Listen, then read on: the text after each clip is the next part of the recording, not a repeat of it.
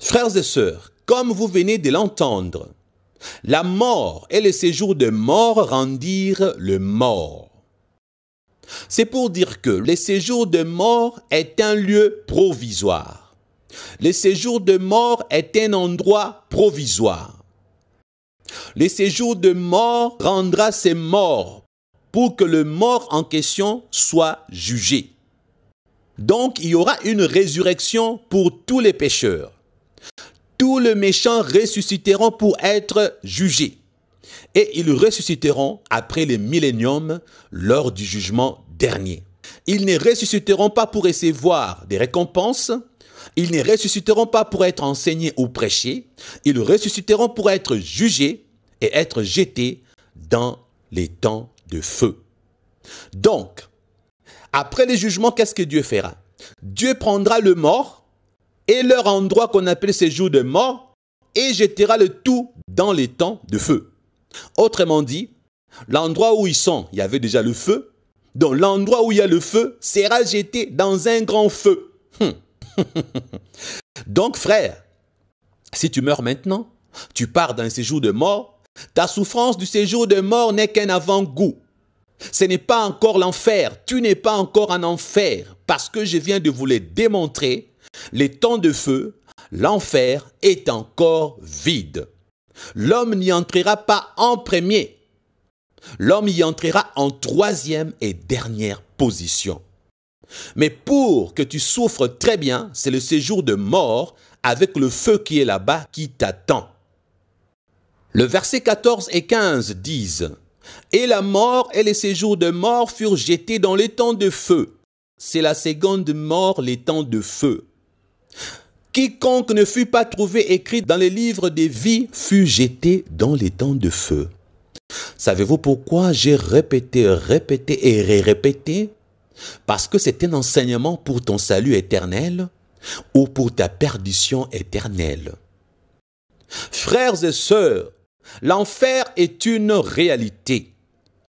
Que tu croies ou que tu ne croies pas, que tu acceptes de croire ou que tu refuses de croire, si tu meurs dans le péché, tu iras dans le séjour de mort pour attendre le jugement dernier et enfin être jeté en enfer, donc dans les temps de feu. Lorsque tu seras dans le séjour de mort, tu vas te souvenir, le pasteur Christian me l'avait dit. Pasteur Christian avait prêché. Pourquoi n'avais-je pas cru? Tu vas me chercher là-bas, tu ne me trouveras jamais là-bas. Tu vas chercher à revenir sur terre même pour une seconde, changer ta façon de vivre, mais ça sera trop tard.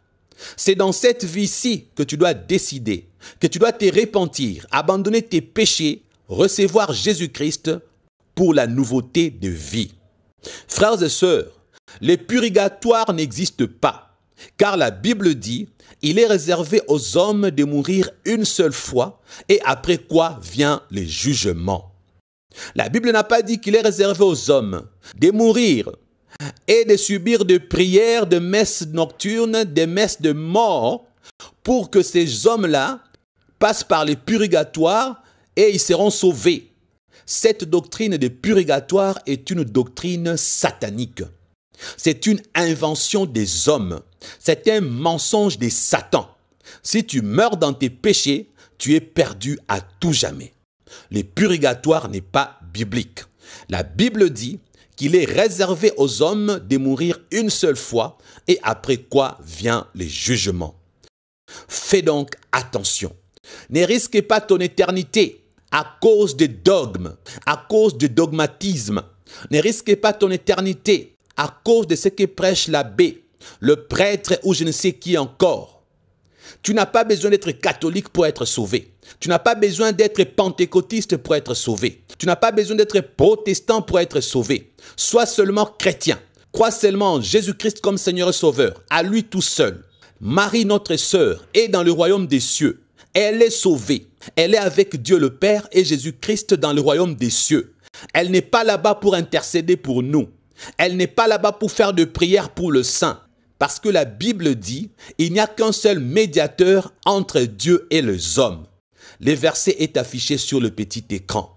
Il n'y a qu'un seul médiateur entre Dieu et les hommes. Et ce médiateur, Voici son nom, c'est Jésus-Christ.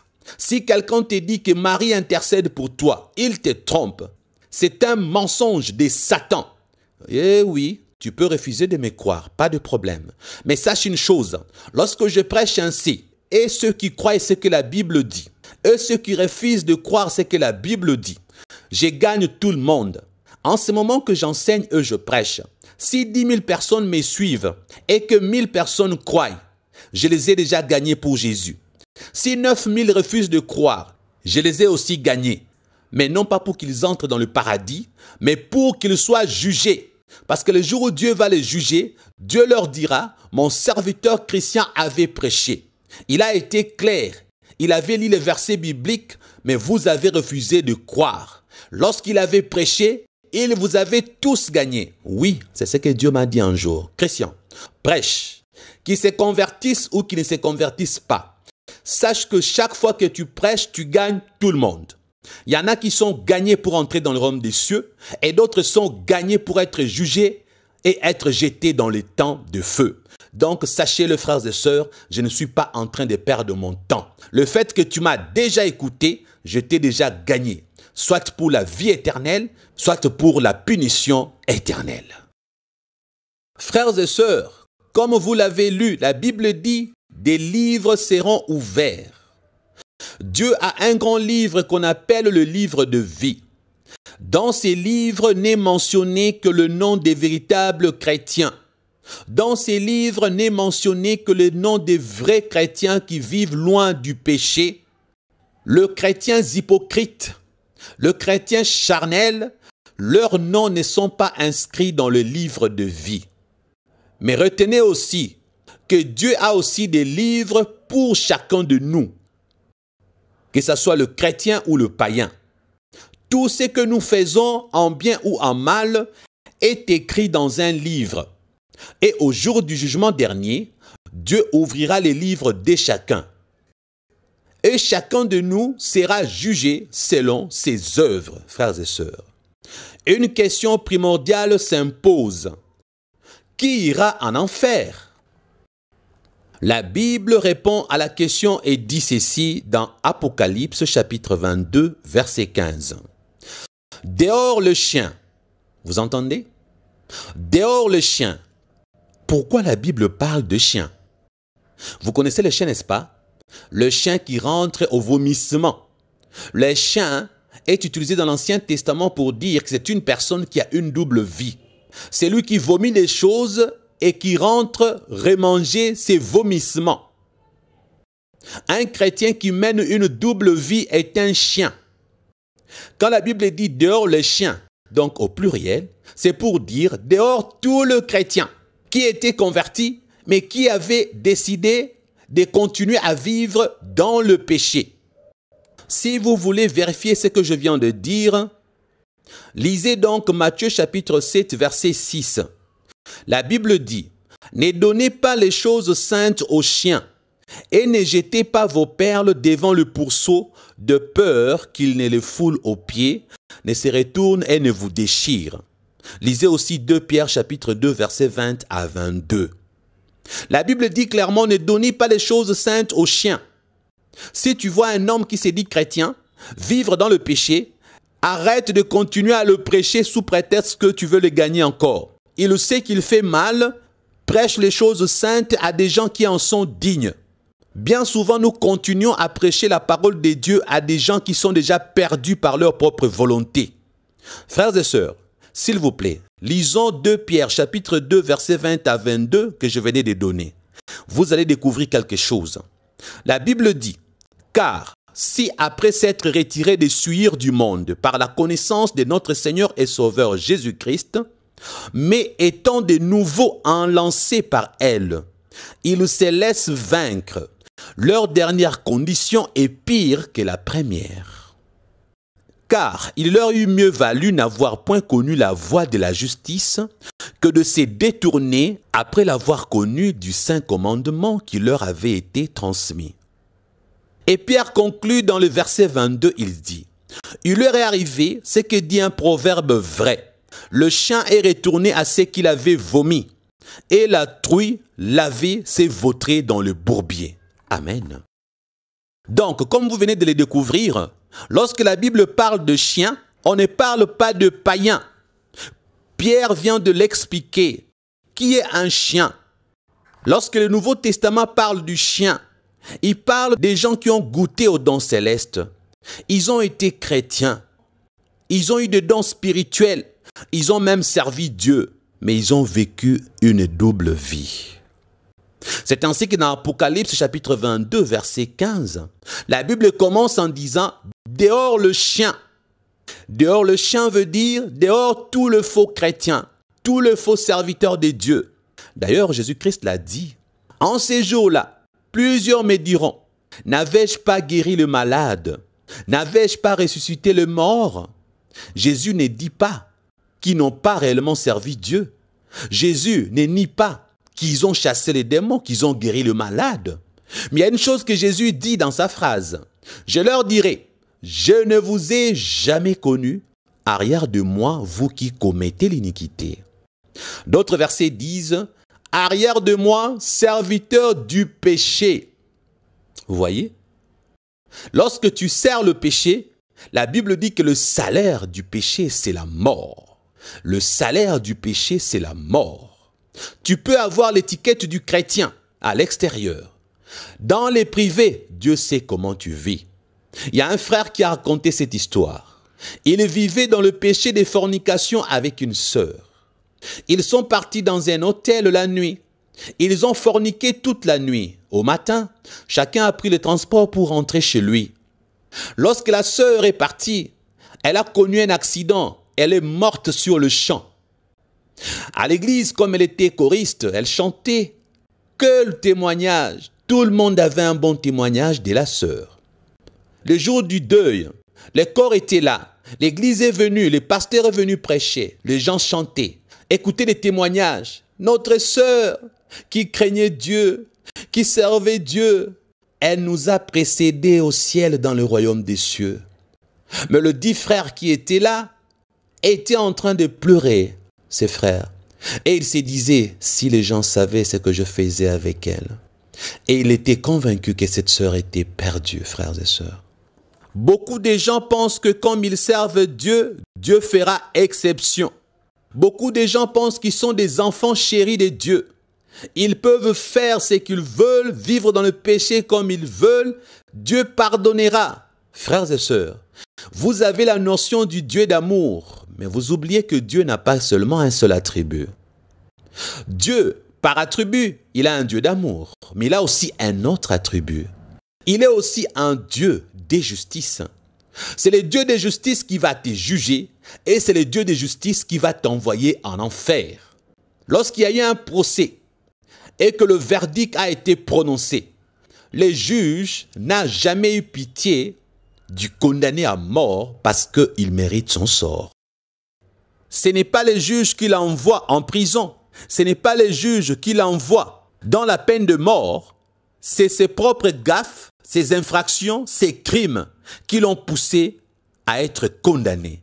Pareil pour le méchant.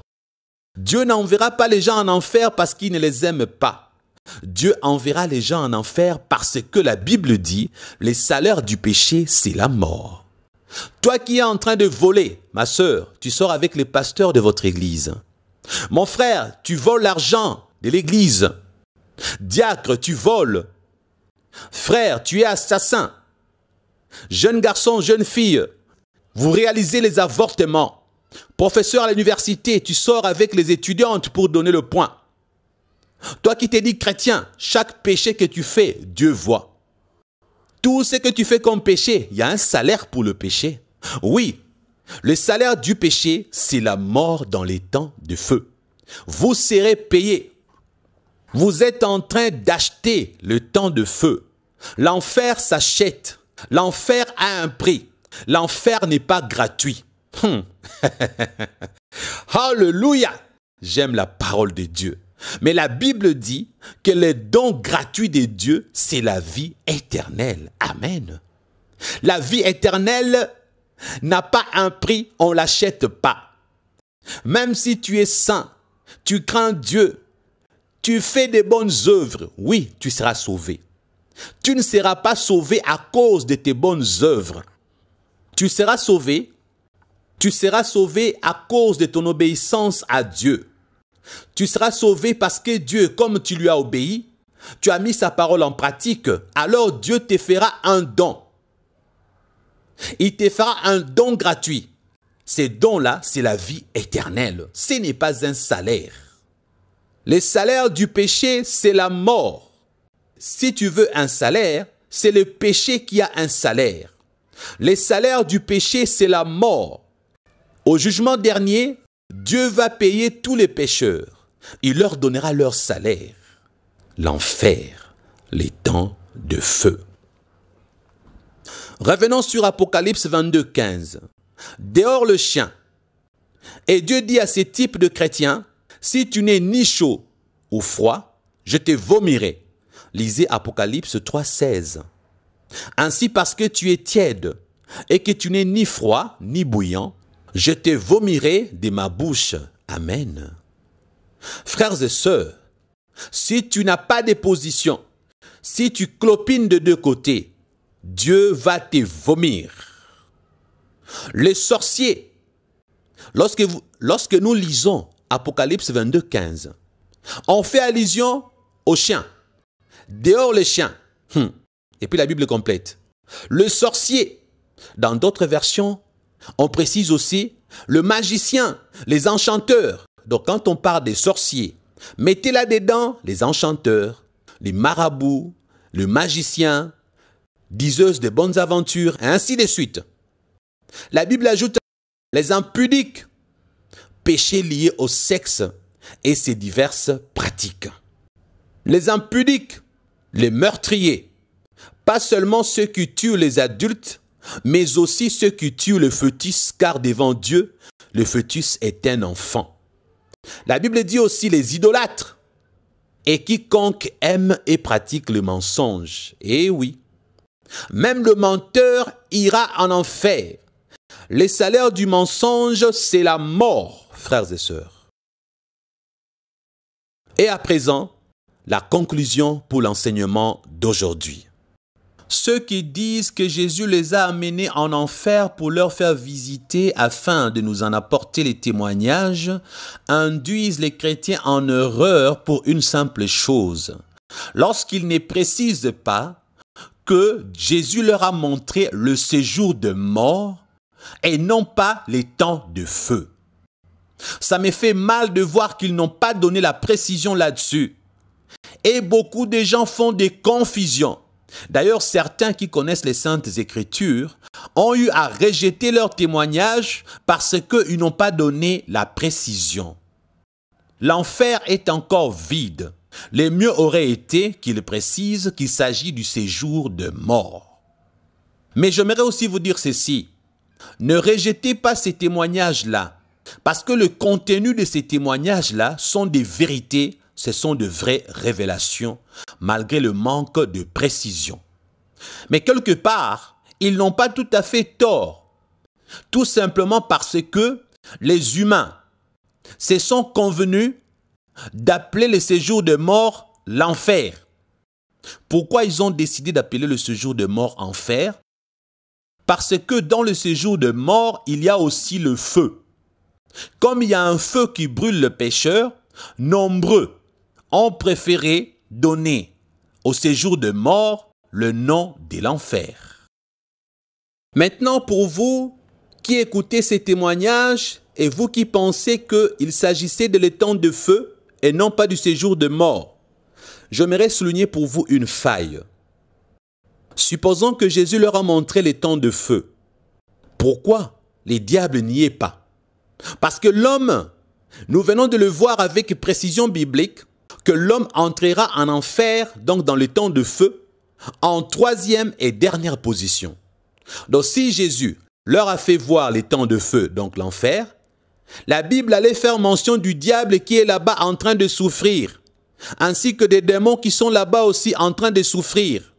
Mais dans leur témoignage, c'est les démons qui font souffrir les hommes et c'est les diables qui s'amusent à faire souffrir les hommes. Cette réalité-là, c'est la réalité du séjour de mort et non pas de l'étang de feu. Parce que actuellement, Satan est libre. Il peut faire des va-et-vient dans le séjour de mort pour se moquer de païens qui sont morts, qui sont là-bas, ou de faux chrétiens qui se retrouvent dans le séjour de mort. Mais le diable ne dansera pas dans les temps de feu. Il ne dansera pas en enfer. Parce que dans Apocalypse, comme nous l'avons lu tout à l'heure, la Bible a précisé qu'il sera là-bas pour être tourmenté lui aussi. Alléluia. Que le Seigneur vous bénisse. Vous qui êtes touchés par cet enseignement, écrivez-nous. Posez vos questions. Nous sommes là pour vous aider. Nous voulons arracher votre âme de l'enfer. Nous voulons vous arracher du séjour de mort. Parce qu'il y a des vivants sur terre qui sont déjà morts. Ils attendent seulement le jour de leur mort. Ils sont déjà bouffés par les sorciers, tués par des féticheurs. Frères et sœurs, nous avons l'onction de Jésus-Christ. Notre Seigneur Jésus-Christ qui était mort pour vos péchés a la puissance nécessaire pour renverser la situation. Si nous prions pour vous, nous avons la capacité de Dieu pour annuler la sentence de Satan, arracher votre âme et vous sauver. Rien ne peut vous résister si vous revenez à Jésus-Christ réellement, avec décision ferme d'abandonner l'ancienne vie. Que le Seigneur vous bénisse.